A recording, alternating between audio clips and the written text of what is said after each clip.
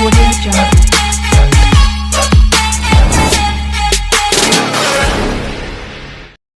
Hi friends, అందరికీ నమస్కారం. నేను మీ చందుని. మీరు చూస్తున్నారు చందు ఎడ్యుకేషనల్ తెలుగు యూట్యూబ్ ఛానల్కి స్వాగతం. ఈ వీడియోని స్కిప్ చేయకుండా లాస్ట్ వరకు చూడండి.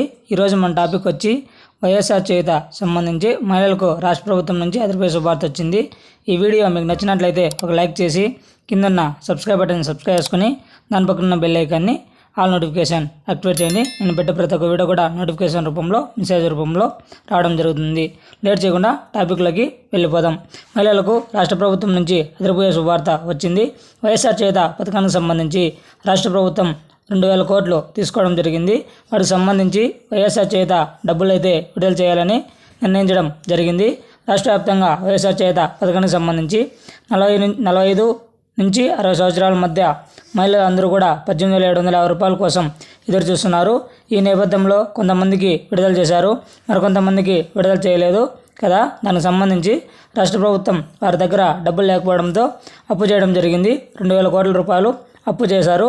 ఇప్పుడు ఆ డబ్బులు చేయుత పథకానికి సంబంధించి డబ్బులు విడుదల చేయబోతున్నారు. అప్పులు సేకరించి రాష్ట్ర ప్రభుత్వం మంగళవారం మరో 2,000 కోట్లు రుణం తీసుకుంది. RBI, reserve bank of India నిర్వహించిన సెక్యూరిటీల వేలంలో పాల్గొని ఈ అప్పు సమీకరించింది.